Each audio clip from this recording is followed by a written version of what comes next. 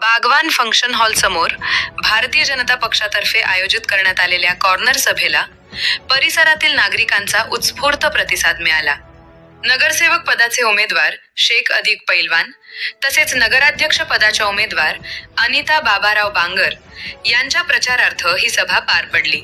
सभेमध्ये प्रमुख उपस्थिती असलेले हिंगोलीचे आमदार तानाजी मुटकुळे यांनी आपल्या भाषणात विरोधकांवर जोरदार प्रहार करताना स्पष्ट शब्दात सांगितले की मी छत्रपती शिवाजी महाराजांचा मावळा आहे. मी जातीपातीचे राजकारण करत नाही. विकास हा माझा केंद्रबिंदू आहे आणि सामान्य नागरिकांचा विश्वास हीच माझी ताकद आहे. मुटकुळे यांच्या या वक्तव्याला उपस्थितांकडून जोरदार प्रतिसाद मिळाला. त्यांनी भाजप उमेदवारांना मोठ्या मताधिक्याने विजयी करण्याचे आवाहनही केले. या सभेला भाजप पदाधिकारी, कार्यकर्ते तसेच स्थानिक नागरिक मोठ्या संख्येने उपस्थित होते. कार्यक्रमाच्या शेवटी उमेदवारांनी आपल्या प्रभागातील विकास कामांची माहिती देत नागरिकांशी संवाद साधला. आमदार तानाजी मुटकुळे काय म्हणाले पहा. मुस्लिम समाज भाई समोर बसलेल्या माझ्या माता भगिनी मित्रो, आदम कॉलनीत मला वाटतंय ही पहिली जाहीर सभा होत आहे आणि या सभेला प्रचंड अशी गर्दी आपण केली. पण या गर्दीचं रूपांतर मतदानात व्हावं अशी विनंती करण्यासाठी आम्ही आपल्याकडे आलो. आणि मला खात्री आहे की गेली 11 वर्ष आपल्या सगळ्यांच्या आशीर्वादाच्या बळावर या हिंगोली विधानसभेचा मी आमदार आहे. आणि या मागील 5 वर्षात मंचावर असलेले आमचे बाबारावजी बांगर हे सुद्धा या नगराचे अध्यक्ष होते 2016 ते 2019. हा आमचा कालखंड 2014 ते 2025 हा काळ आपण अनुभवला. मी आपल्याला एक प्रश्न करणार आहे. आम्ही जर या 11 वर्षात एकही जातीवादक विधान केलं असेल किंवा जातीवादक वाचक वागलो असेल तर एकही मत तुम्ही आम्हाला देऊ नका अशी सुद्धा नम्र विनंती आपल्याला करतो. पण मित्रो, अभिमानानं सांगतो, आम्ही जात पात धर्मभेद पक्षभेद विसरून गेली 11 वर्ष या विधानसभेची सेवा करण्याचं काम केलेलं आहे. बाबारावजीने सुद्धा 5 वर्ष नगराची सेवा करण्याचं काम केलं. या सेवेत कधी भेदभाव आम्ही केला नाही. कुणा जाती धर्माला आम्ही कमी लेखलं नाही. त्यांचा मान सन्मान राखण्याचं काम आम्ही लोकांनी केलेलं आहे. म्हणून मी आपल्याला पुन्हा एकदा हात जोडून विनंती करतो. मित्रो, आम्ही कोण्या जातीचे, आम्ही कोण्या धर्माचे, आम्ही कोण्या पक्षाचे, आम्ही कोणत्या विचाराचे हा विचार करू नका. तुमच्या विकासासाठी आम्ही कटिबद्ध आहे. आपल्याला जे लागल ते देण्याची ताकद केवळ माझ्यात आहे मित्रो. कारण देशाचे प्रधानमंत्री भारतीय जनता पार्टीचे आहेत, महाराष्ट्राचे मुख्यमंत्री भारतीय जनता पार्टीचे आहेत आणि मी सुद्धा भारतीय जनता पार्टीचा आमदार आहे. त्यामुळे तुमच्या सगळ्या समस्या मला सोडवायच्या.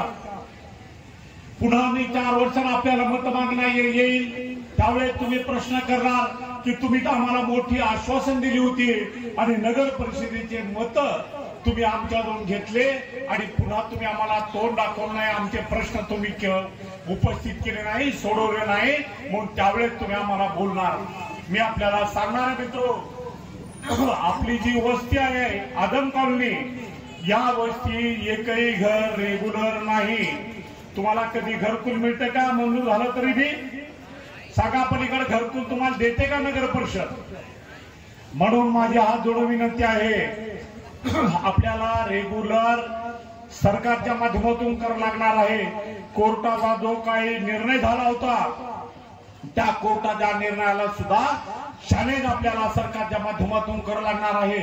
महाराष्ट्राचे मुख्यमंत्री आदरणीय बावनकुळे साहेब यांच्या माध्यमातून आपलं हे सर्व नगर रेग्युलर करून देण्याची जबाबदारी मी आज आपल्याकडून घेतो.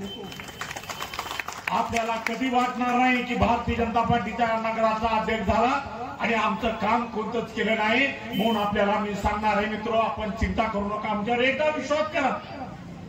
आम्ही तुमच्या जातीचे धर्माचे समजून आमच्यावर एकदा विश्वास करा की आपली माणसं आहेत ही आणि तुमची सर्व कामं मला करायची। इथं अंगणवाडी आपल्या उर्दू मुलांसाठी पाहिजे होती। उर्दू तालीम आपण त्या लहान मुलांना दिली पाहिजे। उर्दू ती लहानपणी शिकली तर पुढच्या वर्गात ती उर्दू चांगलं शिकू शकतात। आणि जात पात धर्मभेद मित्र कशासाठी आम्ही मराठा संस्कृत कशासाठी शिकतो की आमच्या भगवद्गीतेचं ज्ञान आम्हाला व्हावं। तुम्ही उर्दू कशाला शिकता की बाबा आमचा जो पवित्र ग्रंथ आहे त्या ग्रंथाचं आम्हाला ज्ञान व्हावं, त्यासाठी हा उर्दूची तालीम देणं आवश्यक आहे। म्हणून मित्र माझ्या आमच्यावर एकदा विश्वास करा। बारदारा मी तुम्हाला दुसऱ्या वेळेला तुम्ही पळत येऊन आम्हाला म्हणणार की आमदार साहेब आमच्याकडे येऊ नका, आम्ही तुमचे सगळे मतच्या मत आम्ही तुम्हाला देणार आहे। त्याचबरोबर नाली बांधकाम आपल्या भागात नाही, आपल्या भागात डीपी रोड नाही, त्याचबरोबर लाईटाची व्यवस्था नाही, वक्फ बोर्डाच्या जमिनीच्या संदर्भात आपल्याला कुठलं माहिती नाही। हा जो मेन रस्ता केला मी 2014ला आमदार झाल्याबरोबर हा मेन रस्ता मी केला, पण तुमचा नगरसेवक मागचा कोण होता तो म्हणता मी केला। अरे महाराष्ट्राचं सरकार माझं, मी आमदार बाबारावजी नगर परिषदेचे अध्यक्ष आणि तुम्ही कोण रस्ता करणार? मी हा रस्ता केला, इथला पूल सुद्धा मी केला।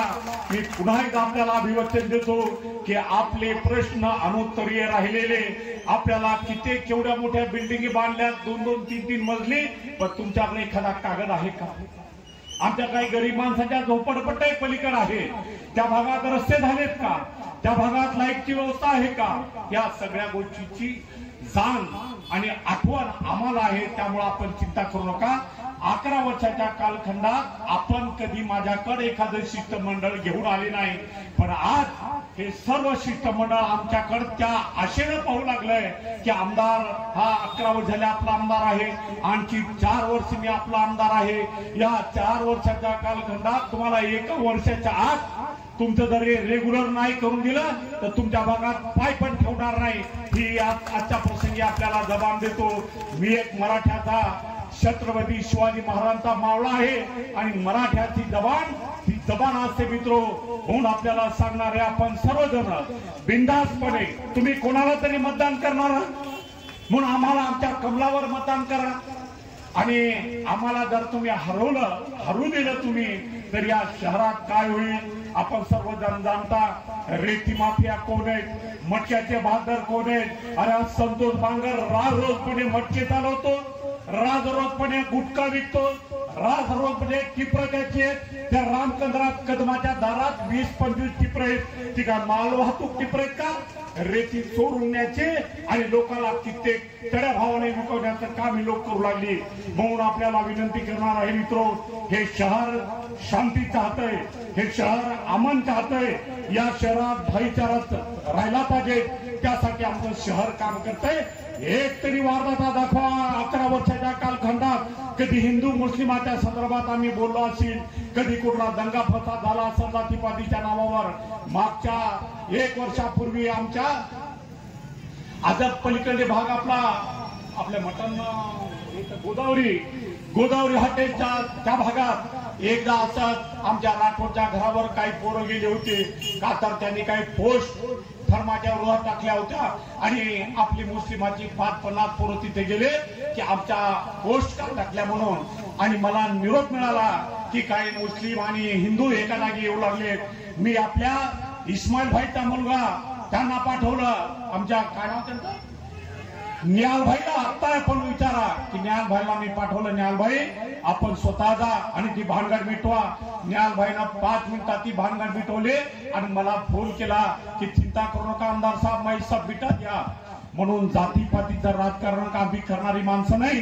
म्हणून आपल्याला एक विनंती पुन्हा करतो की आपण कोणाला तरी बटन दाबणार आहे, मग एकदा कमलाचं बटन दाबलं तर काय नुकसान तुमचं होणार आहे का? तुमचा फायदाच होईल। तुमच्या जेवढ्या अडचणी त्या सगळ्या अडचणी सोडवण्याचं काम हा तानाजी मुटकुळे करेल, म्हणून हेच अभिवचन आपल्याला देतो। आमच्या मैदान फातिमा